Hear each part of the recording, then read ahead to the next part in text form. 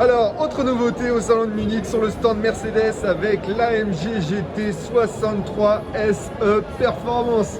Eh oui, un noir à longe. Qu'est-ce que c'est? C'est une AMG restylée, c'est une AMG avec une petite hybridation. Tiens Antoine, professionnel de la gamme Mercedes. Ouais, ça fait très long comme nom, t'as vu, il prend au moins 3 lignes. Hein.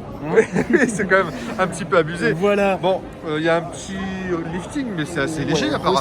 Restylage, faut le dire vite. Hein. Bon, ça va se concentrer au niveau des optiques avant. Mais, pas seulement. Regarde juste ici, sur ces ouïes latérales qui sont complètement factices en authentique chrome en plastique. Bon. On lui en voudra pas, ça c'est un détail. Moi, ce qui m'interpelle, c'est plutôt ce petit logo là, e-performance. Oh là là. Et moi, ce que je regarde aussi, c'est ces jantes. Ouais, autre détail, ça c'est sans doute pour l'aérodynamique. On gagnera peut-être 2D à coudre aux 1000 km. Bon, allez, terminé pour la mauvaise foi. Maintenant, on va quand même passer à l'élément principal. Parce que tu vas quand même parler de cette voiture. Je te rassure, sous le capot, sous l'immense capot, juste devant, on a toujours un V8 4 litres biturbo, évidemment. Mais la grosse nouveauté, regarde, juste ici, désormais, on peut lui mettre une prise dans les fesses. Merde. Zut.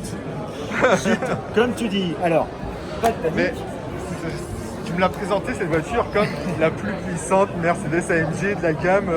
Bon, alors maintenant, ouais, c'est vrai. Donc, comme je te disais déjà, le V8 4 litres biturbo est toujours là. Donc, toujours 639 chevaux en thermique. Et désormais, donc, première AMG plug-in hybride de la gamme en puissance combinée avec donc un moteur électrique de 204 chevaux à l'appui.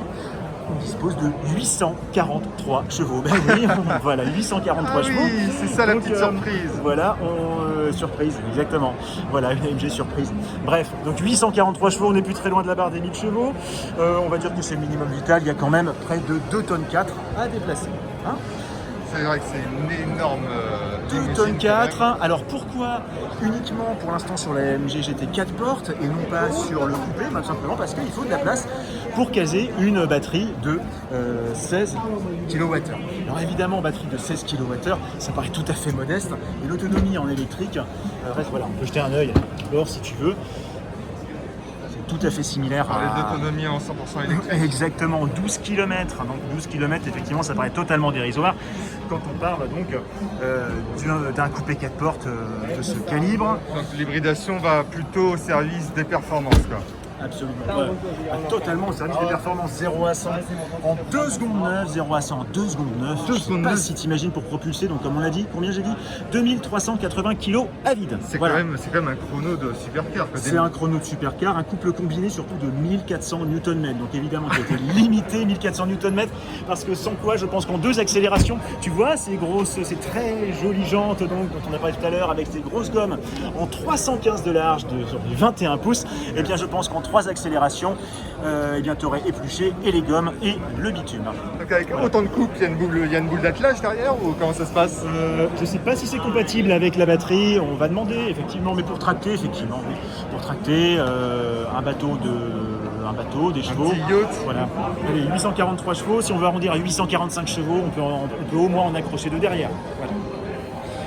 Allez, on finit sur la face avant pour remontrer le nouveau regard qui a à peine évolué. Et un chiffre, ce que l'on doit retenir, comme je te l'ai dit, 843 chevaux. Et donc, on ne retiendra pas forcément le nom total, le nom complet de cette Mercedes AMG GT 63 S 4 portes e-performance. Elle restera comme la première Mercedes hybride, la première Mercedes AMG hybride, et la première Mercedes AMG de série à flirter avec donc le niveau de puissance, avec la barre des 1000 chevaux. On peut dire que 843 chevaux, allez, on n'est plus très loin. 196 grammes de CO2 quand même.